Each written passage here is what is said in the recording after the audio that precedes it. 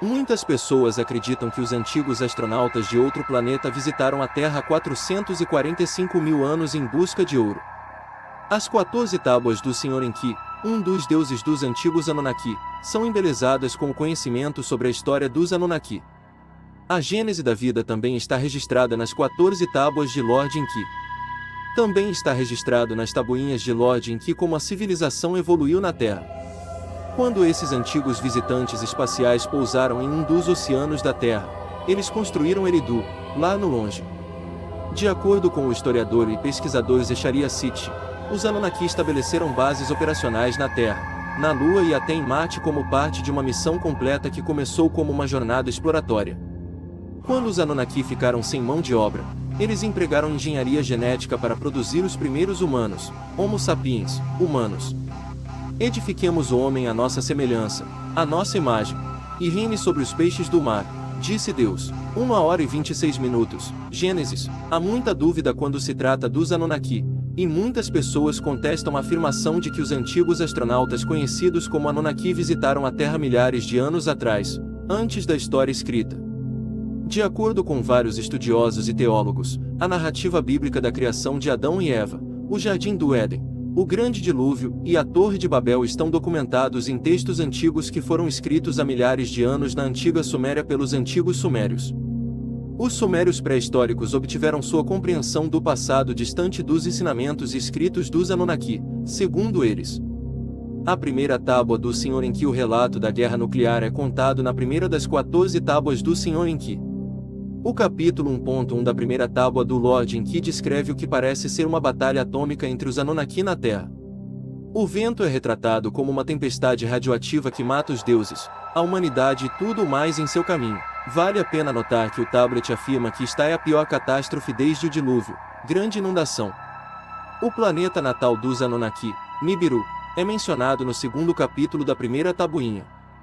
De acordo com nossos evolucionistas, eles parecem pensar que surgiram da sopa primordial. Eles acreditavam que poderiam alcançá-lo, apesar do fato de que sabemos que é impossível. Discute a vegetação do planeta e a rica atmosfera.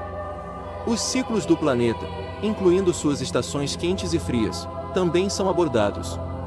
No inverno, o calor intrínseco do planeta o mantém aquecido.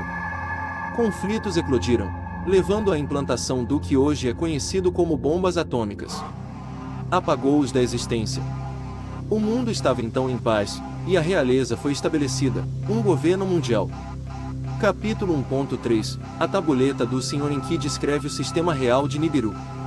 Descreve as núpcias do rei, particularmente o fato de que ele se casou com a filha de seu irmão. Capítulo 1.4. O planeta dos Anunnaki estava tendo problemas com sua atmosfera, de acordo com este vídeo do tablet. De acordo com o tablet, a resposta para esse problema é fazer um reparo na atmosfera superior usando ouro em pó fino. Esta decisão não foi tomada até que o rei foi morto em um de seus confrontos. Assim como Caim foi capaz de realizar, irmão mata irmão. Capítulo 1.5. O Conselho Anunnaki determinou o destino dos Anunnaki que mataram o rei por serem primos próximos da vítima, de acordo com esta tabuinha. É decidido que ele receberá o trono. O assassinato do monarca não tem consequências. O esforço do rei para restaurar a atmosfera do planeta pelo bombardeio atômico de vulcões é descrito no capítulo 1.6 desta tabuinha. Os Anunnaki ficaram furiosos porque era ineficaz. O próximo na linha de sucessão ao trono desafiou e derrotou o rei em uma luta livre. Para chegar à Terra, o rei embarcou em uma espaçonave e viajou para longe dos Anunnaki. Foi semelhante a jogar Satanás no chão. A segunda tábua de Lord Enki. Capítulo 2. 1. A jornada do rei derrotado de Nibiru com o objetivo de ir para uma terra coberta de neve é descrita nesta tabuinha. Ele foi em uma nave espacial armada com armas nucleares, com o objetivo de destruir o cinturão de asteroides que impedia que os Anunnaki chegassem à Terra. A chegada do monarca derrotado na Terra é detalhada no capítulo 2.2. Esta tabuinha descreve os primeiros dias do rei conquistado na Terra e sua descoberta de ar, frutas e peixes. Ele também identificou evidências do ouro que Nibiru precisa para reconstruir sua atmosfera. Ele fez contato com o monarca recém-instalado de Nibiru e propôs um acordo. A terceira tábua do Lord Enki. Capítulo 3.1. Esta tábua explica como o monarca derrotado tentou comprar o favor do novo rei usando seu conhecimento dos recursos da terra. Capítulo 3.2. Este capítulo aborda como os debates terminam. Uma tripulação foi enviada para avaliar se havia uma quantidade considerável de ouro na terra. Se este for o caso, o rei derrotado terá outra oportunidade no trono. Na tabuinha que se segue no capítulo 3.3, os Anunnakis estão visitando a Terra. Eles pararam em Marte para coletar água. Eles dizem que sua espaçonave é movida a água. Eles desembarcaram aqui depois de visitar a Terra. Os primeiros 6 dias na Terra do grupo avançado Anunnaki são narrados no capítulo 3.4. O esquadrão Anunnaki que havia sido enviado viu abundância de comida, água, peixes e animais. No capítulo 3.5, o líder do esquadrão Anunnaki designa o 7º dia como um dia de relaxamento. Os metais foram processados usando as águas. O dia, mês e ano foram todos fornecidos. Capítulo 3.6. Esta parte da tabuinha detalha a busca e a descoberta de ouro, embora em pequenas quantidades. As armas nucleares restantes a bordo da espaçonave do rei deposto foram levadas e armazenadas em uma caverna. Eles pretendiam usar bombas atômicas para negar ao monarca caído a capacidade de atravessar o cinturão de asteroides. Um membro da equipe Anunnaki deixou a Terra para trazer as primeiras cestas de ouro para Nibiru. A 4ª tábua do Lorde em que a primeira cesta de ouro e a nave espacial que a transporta aparecem no capítulo 4.1 desta tábua. As maiores riquezas de ouro, segundo a Terra, eram subterrâneas. Um Anunnaki Sênior foi encarregado de supervisionar as ações da Terra. Depois de partir de Nibiru, ele chegou à Terra. Capítulo 4.2. De acordo com esta passagem da tabuinha, os Anunnaki visitarão a Terra para ver por si mesmos onde se diz que o ouro está escondido. Foi estabelecido um plano para determinar quais de seus filhos permaneceriam na Terra para gerenciar as operações e quais retornariam a Nibiru. Isso foi necessário devido à luta entre seus 2 filhos pelo trono. O novo rei e seus 2 filhos estavam fazendo um sorteio para decidir quais tarefas realizariam nesta parte do capítulo 4.3. Quando os resultados da primeira luta de trono foram divulgados, o rei derrotado defendeu uma segunda batalha de luta pelo trono. Para vencer a luta, os Anunnaki derrotaram o rei derrotado anteriormente. Quando a guerra terminou, o monarca derrotado mastigou e comeu o pênis do novo rei. Ele foi algemado e amarrado. Enquanto o novo rei estava se curando, a barriga do rei derrotado cresceu do sêmen do pênis do rei. O destino do monarca derrotado estava sendo debatido.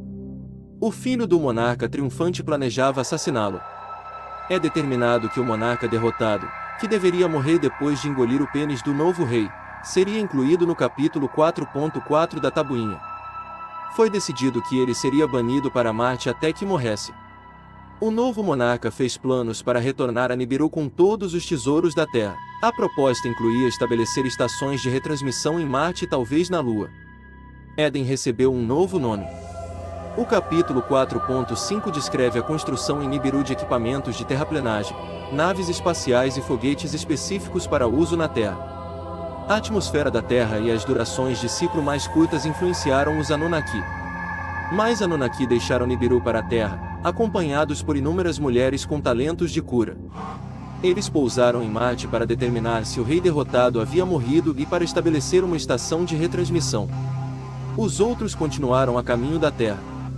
A 5ª tábua do Senhor em que este capítulo começa com o grupo mais recente chegando à Terra. O filho que foi encarregado da colheita de ouro conheceu a irmã de um curandeiro. Eles voaram em um avião em direção à casa do filho do rei, que ele havia construído em uma montanha. Eles expressaram seu amor um pelo outro e conversaram sobre o quanto seu filho em Nibiru deseja visitar a Terra. Estamos falando de um irmão e uma irmã antes. Quando voltaram, ele voou com ela sobre o Éden, informou-a de seus planos. Mais e mais Anunnaki começaram a chegar de Nibiru. De acordo com o capítulo 5.2, havia agora 300 Anunnaki em Marte e 600 na Terra. Esta parte da tabuinha discute as mesmas decisões precipitadas e ações antiéticas de alguns Anunnaki. O outro filho do rei prometeu à filha do rei, que atualmente está dormindo com o filho do rei. Quando foi revelado que o outro filho e filha estavam tendo casos, a filha foi impedida de se casar com qualquer pessoa. Ele estuprou uma jovem curandeira que trabalhava sob a supervisão da irmã com quem o filho do rei mantinha uma relação sexual. O filho do rei derrotado foi exilado para uma parte remota da Terra, mas os Anunnaki que o transportaram para lá o guiaram propositalmente para o local das 7 bombas atômicas recuperadas da espaçonave do rei. As armas nucleares estavam escondidas em uma caverna. Seção 5.3. Quando a jovem curandeira estuprada foi apresentada aos 7 juízes, ela lhes revelou sua gravidez. Eles a interrogaram sobre consentir em se casar com o filho do rei, que a havia abusado sexualmente. Sua aceitação foi completa. O filho do monarca exilado foi devolvido ao Éden. Essa parte do planeta era o lar do filho do outro rei, que estava encarregado de recuperar os tesouros debaixo da superfície. Quando descobriu-se que ela e seu outro filho estavam tendo um caso, seu pai, o rei, que lhe havia prometido sua filha em casamento, baniu-a do casamento. No entanto, o filho do rei encarregado de recolher os tesouros pediu que ela ficasse com ele em sua casa. Ele e sua meia-irmã têm uma filha. Ele desejou um filho, ela também teve um segundo filho. Ela o amaldiçoou quando ele declarou seu desejo por um filho. Começou a ter graves problemas de saúde. Ela só o soltou se ele prometesse não tocar em sua genitália. Ela voltou para o Éden. Ele convocou sua esposa e filhos para a terra de Nibiru. Ele teve 5 filhos com sua esposa e outras mulheres Anunnaki. Depois de se despedir de sua irmã, o outro filho do rei estuprou e se casou com uma jovem curandeira. O filho e a filha do monarca, que tiveram um filho em Nibiru, desejavam trazê-lo para a terra. Ele agora era um cônjuge e pai de um filho, no entanto. Como consequência, os 2 filhos do governante na terra desenvolveram rivalidades, o que precipitou uma briga. Nibiru recebeu ouro, que foi convertido em pó fino e lançado ao espaço. A situação foi melhorando progressivamente.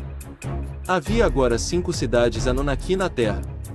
Os Igigi começaram a reclamar da quantidade de trabalho. Os Igigi eram os mais vocais em Marte. O comandante foi trazido à Terra para ilustrar como as coisas funcionam em Marte. Capítulo 5.4. Este tablet explica ao comandante Marte como as coisas funcionam na Terra. Ele roubou as tábuas do destino de Éden porque secretamente desejava ser rei. Ele acreditava que desde que ele tinha as tábuas do destino, ele não poderia ser derrotado, mas ele foi e foi executado. Ele morreu no dia 25 de Char. Acredita-se que um Char tenha 3.600 anos terrestres, o comprimento de uma órbita de Nibiru ao redor do Sol. Os Anunnaki apareceram inicialmente na Terra há 90.000 anos. Para dar lugar no navio para exigir a Nibiru para descansar, os Anunnaki da Terra traçaram um plano para purificar o ouro na Terra e transportar apenas ouro puro para Nibiru. O rei concordou. No capítulo 5.5, o filho do rei encarregado da mineração voltou sua atenção para a vida e os animais na Terra e como eles diferem daqueles em Nibiru.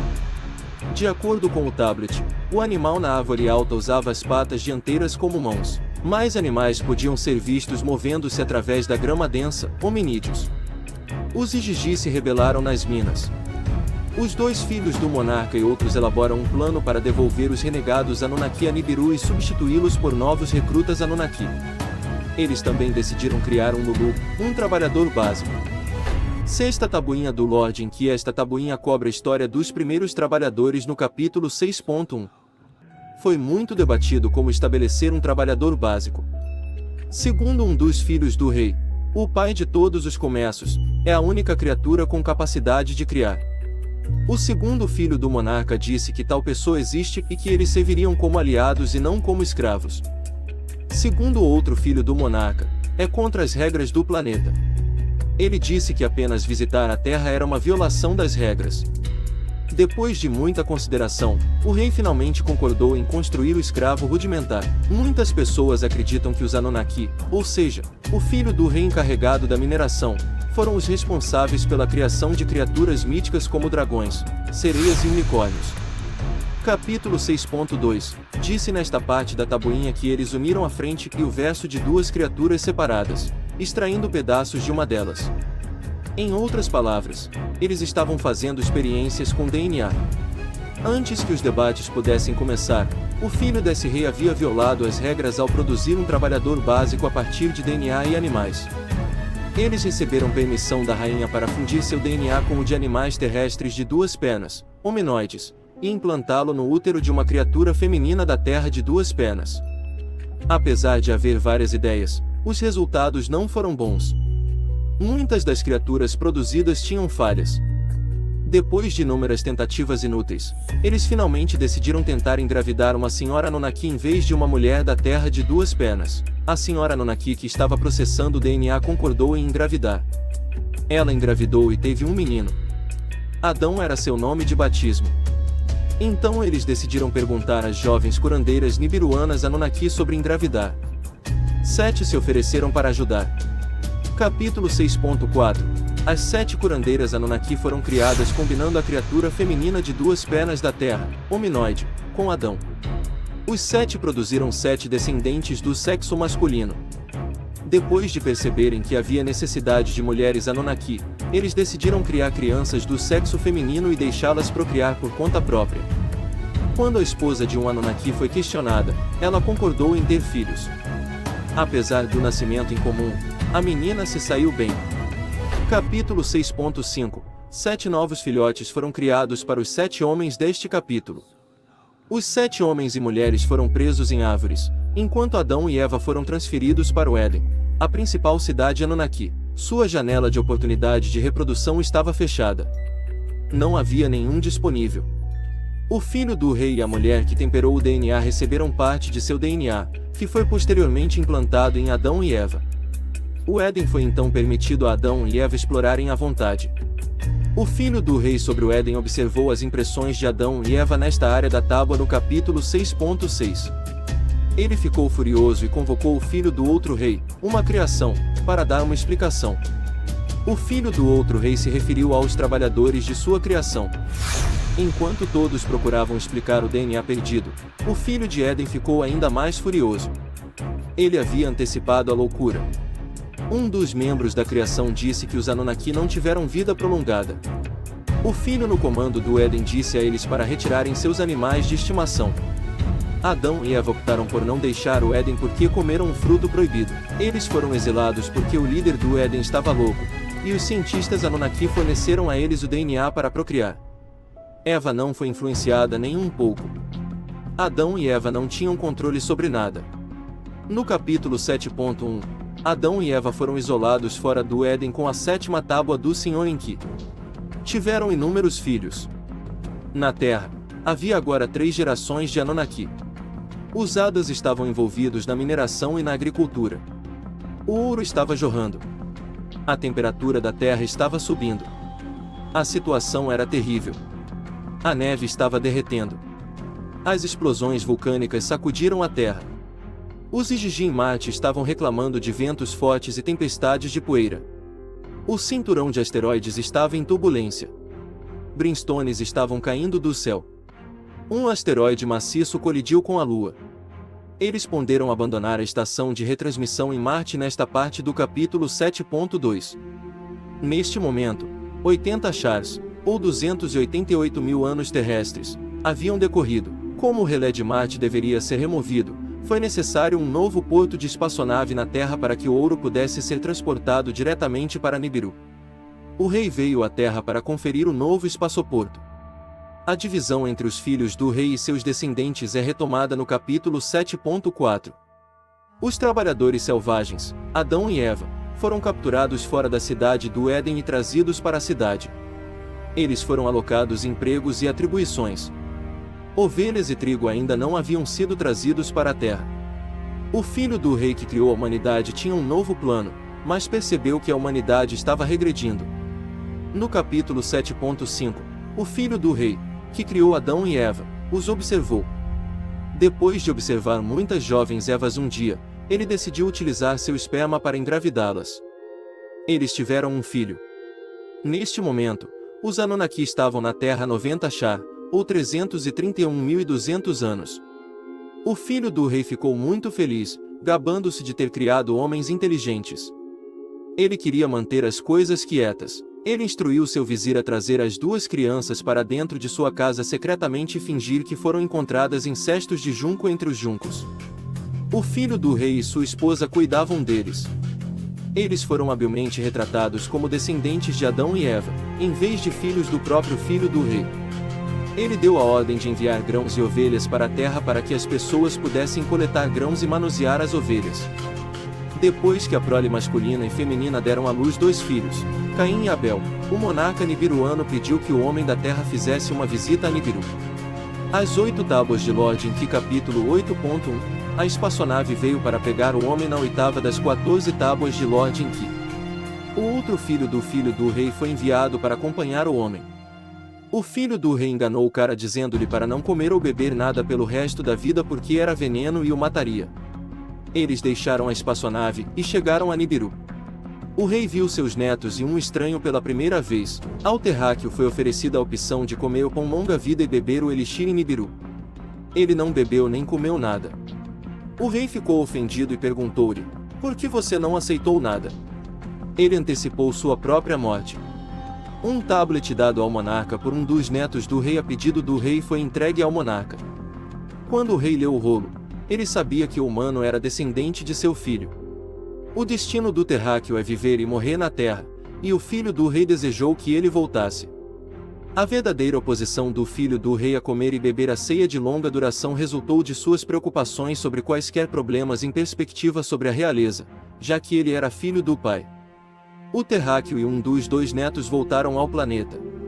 Caim e Abel, meninos gêmeos, foram ensinados a pastorear ovelhas e tecer lã, enquanto o outro foi ensinado a cavar canais de água e colher grãos.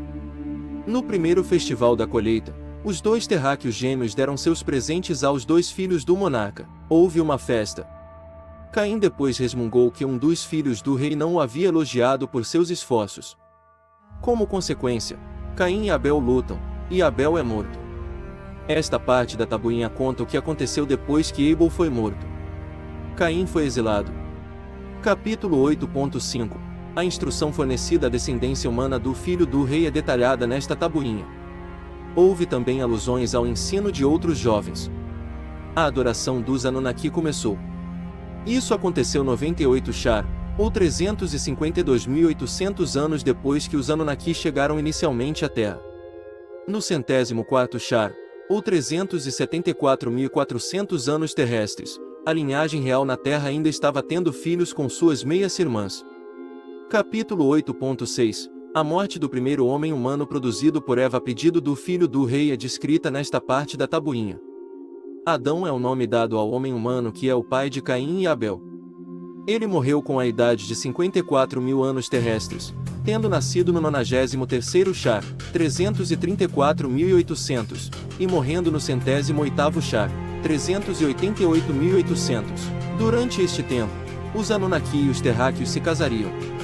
A 8ª tabuinha predisse que terráqueos e Anunnaki se casariam. A 9ª das 14 tabuinhas do Senhor Enki aborda a relação entre a humanidade e os Anunnaki. Capítulo 9.1.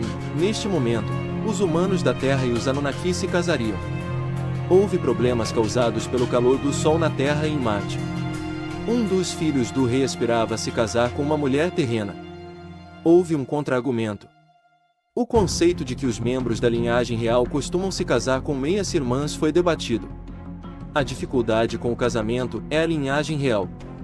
Se alguém da linhagem real se casar com uma mulher terráquea, o rei de Nibiru pode um dia se tornar um terráqueo.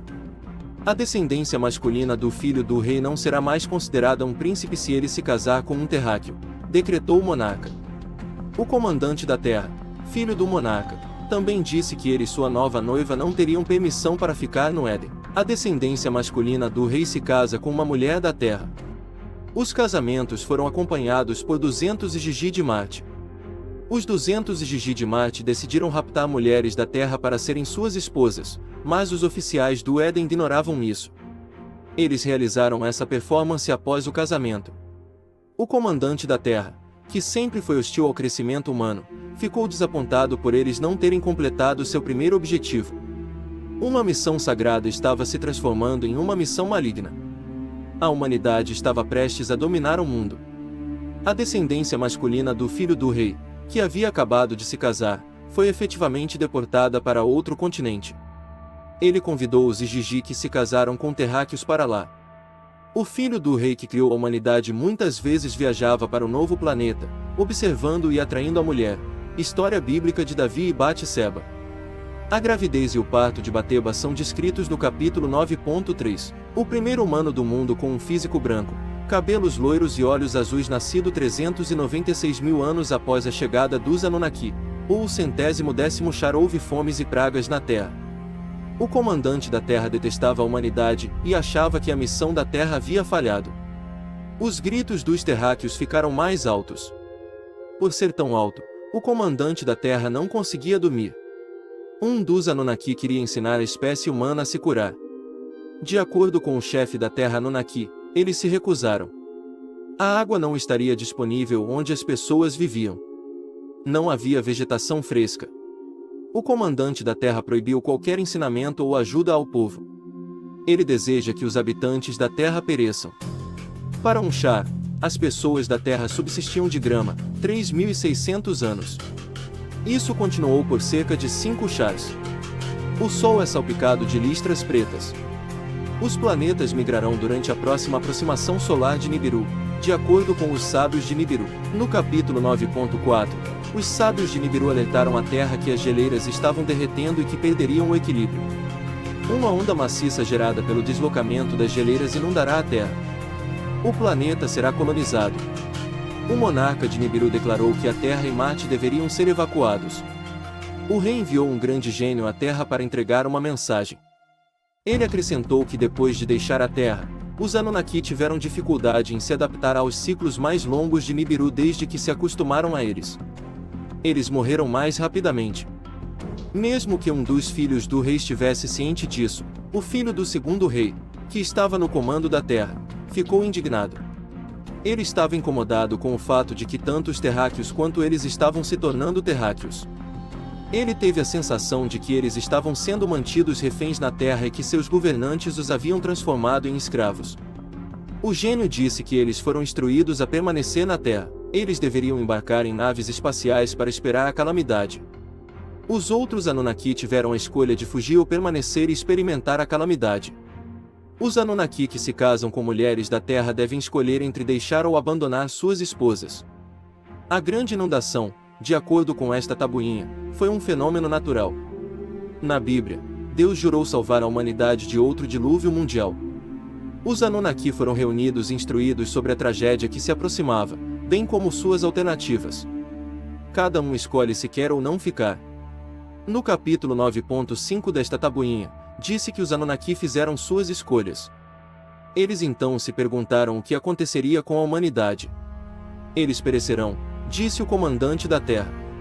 Os Anunnaki gritam de volta, eles não devem morrer.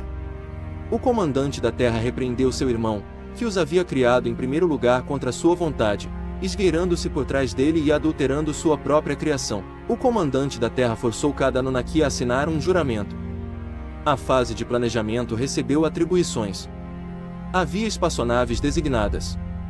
O filho do rei que criou a humanidade decidiu coletar DNA animal mais uma vez pelas costas de seu irmão.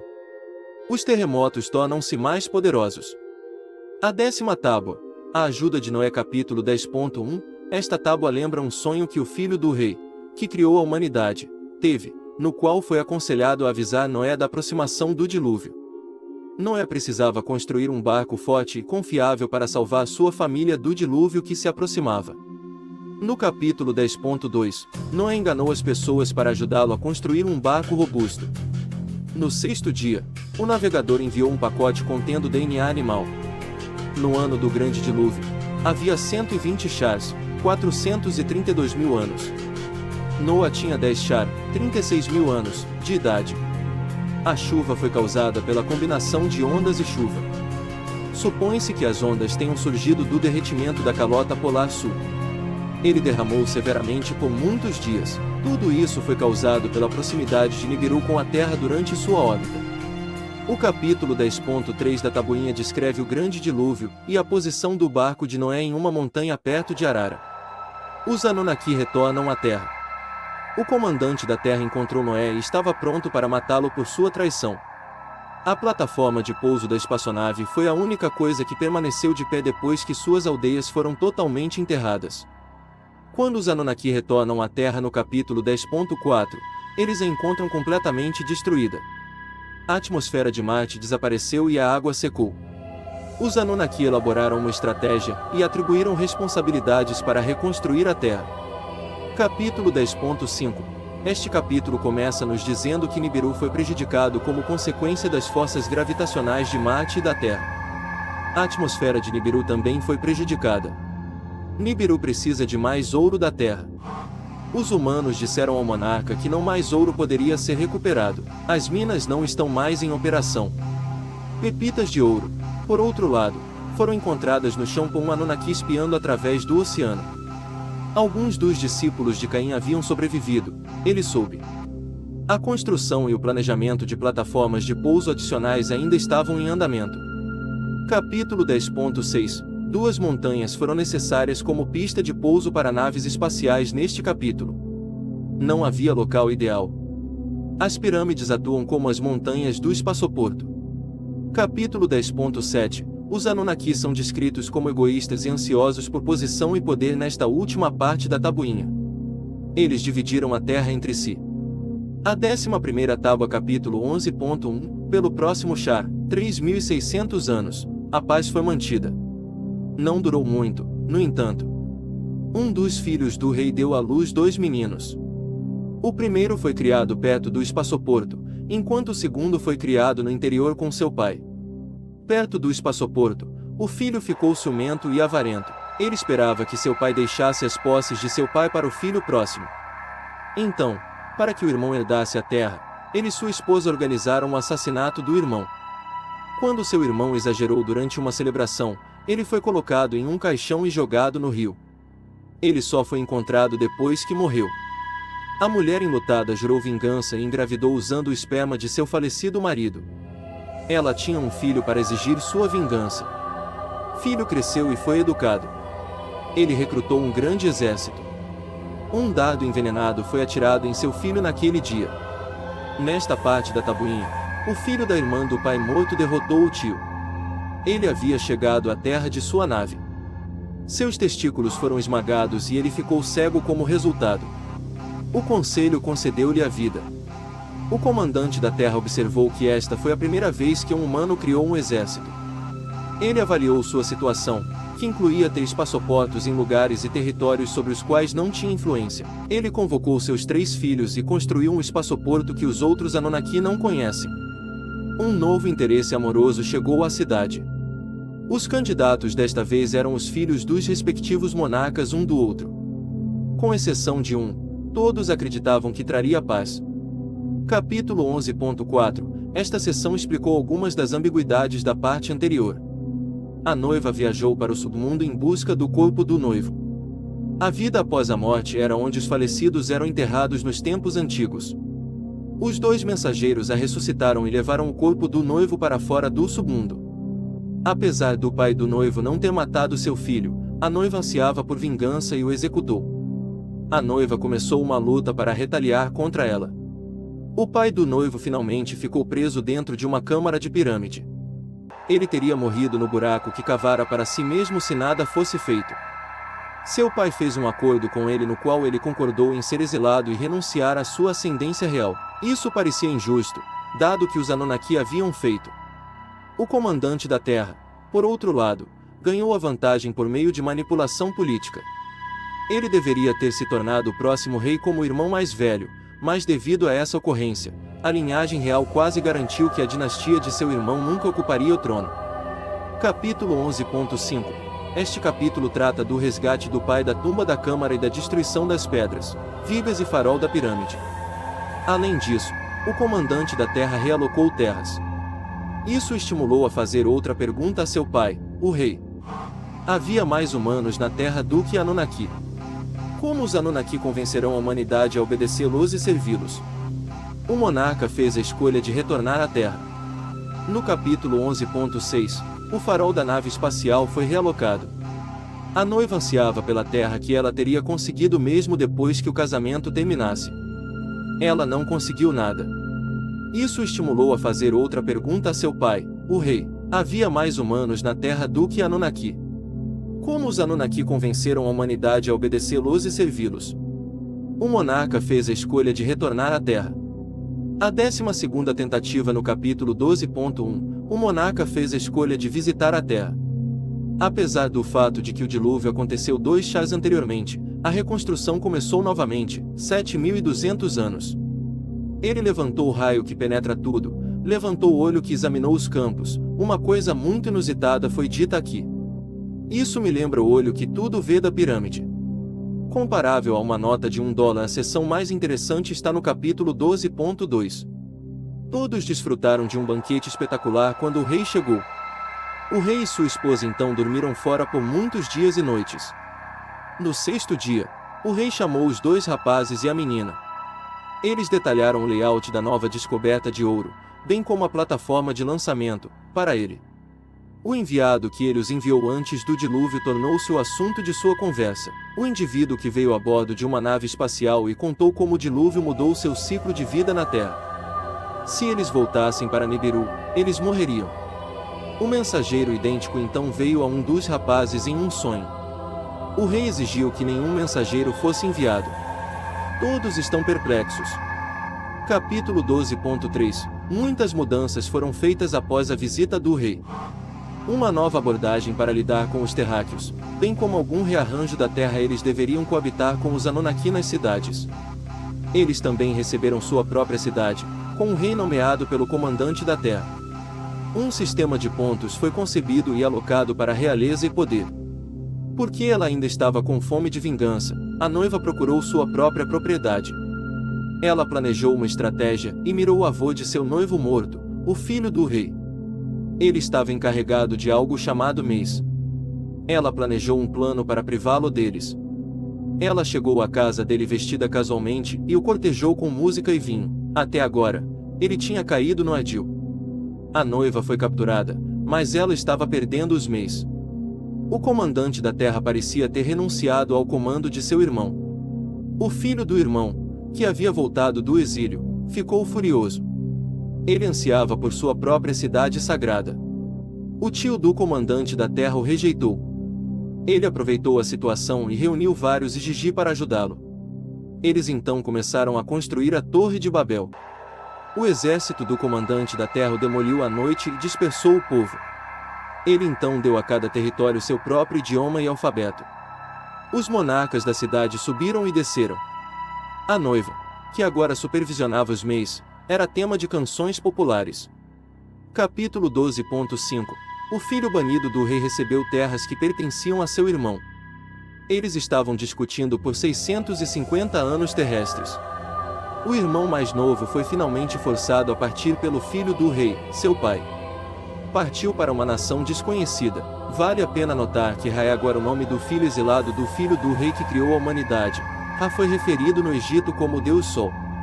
Ra posteriormente substituiu o rosto do leão ao lado da pirâmide com o de seu filho. As menções a seu irmão mais novo foram apagadas. O Egito parece ter um histórico de fazer isso com cadáveres de governantes do passado. Os Anunnaki substituíram uma maneira precisa de numerar por 60 Ra para contar por 10s. 12.6 Capítulo. Nesta área da tabuinha, o pai inicialmente ofereceu a Ra numerosos mês. Exceto pela capacidade de ressuscitar os mortos, ele concedeu a ele todo o conhecimento. Uma terceira província foi estabelecida, e a noiva foi nomeada rei. Ela havia seduzido e tirado mês do filho do rei, que agora tinha os mês que ela precisava para controlar seu domínio. Seu bairro também foi exposto a uma linguagem totalmente diferente. A terceira área foi incapaz de interagir devido a questões linguísticas e chegou perigosamente perto de iniciar um conflito. O comércio foi dificultado por barreiras linguísticas. Esse obstáculo dificultou o desenvolvimento da terceira área. A 13ª tábua, de acordo com o capítulo 13.1, a terceira zona não prosperou. A noiva desconsiderou sua área. Ela não tinha permissão para ir a nenhum outro lugar. Acabou sendo tirado dela. Sua falecida esposa tinha um domínio sobre ela. Ela construiu uma casa simplesmente para se divertir à noite. Depois de seduzir caras para sua cama, ela os assassinou. O rei Gilgame desejava uma vida longa. Ele tentou, mas falhou, e ele morreu como resultado. Ra ficou chateado com as ações da noiva no capítulo 13.2. Seu objetivo atual era a imortalidade. Ele emitiu a ordem para ir à prospecção de ouro. Eles ficaram furiosos quando invadiram a casa de seu irmão. Ra desejava governar todo o globo. A noiva viajou e conheceu pessoas da nação que ela preferia. Os humanos aprenderam as constelações. Capítulo 13.3 A tabuleta do Lorde em que retrata os arqui-inimigos guerreiros. Ra e sua esposa, as duas famílias dos filhos dos dois reis entraram em confronto. O emissário idêntico veio nos pesadelos tanto do comandante da terra quanto de seu irmão. À medida que o conflito prosseguia no capítulo 13.4, o filho do rei que criou os terráqueos estava vencendo. Ele rugiu para o comandante da terra e seu povo, declarando que ele era o único monarca e que eles deveriam se render a ele. No entanto, o comandante da terra tinha uma vantagem. Ele estava ciente do paradeiro das armas terroristas. Ele enviou 2 pessoas para carregá-los e usá-los simultaneamente, garantindo que ninguém ficasse ferido. O capítulo 13.5 viu o desencadeamento das armas terroristas. O dilúvio aconteceu 1736 anos antes. As tropas e seguidores de Ra foram todos destruídos. O vento então fez aparecer uma nuvem negra letal, destruindo tudo em seu caminho. Capítulo 13.6 Este tablet continua o tablet anterior. A 14ª tábua, o relato dos 2 filhos do rei, está registrado no capítulo 14.1 das 14 tábuas do Senhor Enki. Enki e Enlil podem ser vistos voando e avaliando o impacto das armas terroristas. Os 2 irmãos discutiram o significado do evento. O reino que Ra tanto desejava se transformou em um terreno baldio. Ra é livre para fazer o que quiser, de acordo com o comandante da terra. Ele pode agora colher o que plantou, a terra radioativa. O comandante da terra estava indo para o oeste em direção ao campo de ouro para completar o primeiro objetivo.